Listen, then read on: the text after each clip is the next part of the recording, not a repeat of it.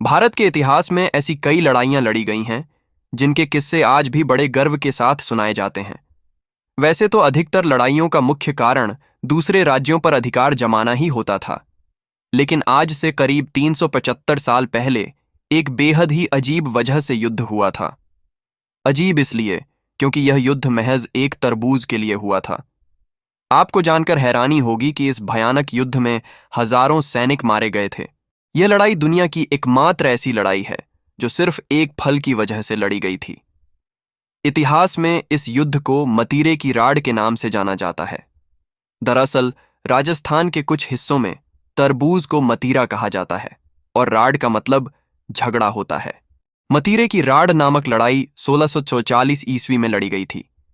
यह कहानी कुछ इस तरह है कि उस समय बीकानेर रियासत का सीलवा गांव और नागौर रियासत का जाखणिया गांव एक दूसरे से सटे हुए थे।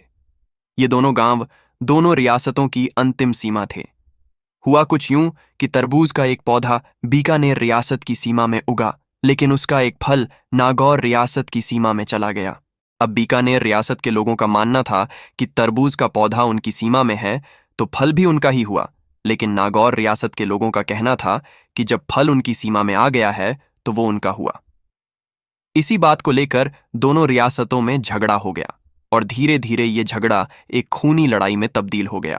कहते हैं कि इस अजीबोगरीब लड़ाई में बीकानेर की सेना का नेतृत्व रामचंद्र मुखिया ने किया था, जबकि नागौर की सेना का नेतृत्व सिंघवी सुखमल ने। हालांकि दोनों रियासतों के राजाओं को तब तक इसके बारे में कुछ भी पता नहीं था, क्योंकि उस समय बीकानेर के शासक राजा करण सिंह एक अभियान पर गए हुए थे, जबकि नागौर के शासक राव अमर सिंह मुगल साम्राज्य की सेवा में थे। दरअसल दोनों राजाओं ने मुगल साम्राज्य की अधीनता स्वीकार कर ली थी। जब इस युद्ध के बारे में दोनों राजाओं के पता चला तो उन्होंने मुगल दरबार से इसमें हस्तक्षेप करने की मांग की।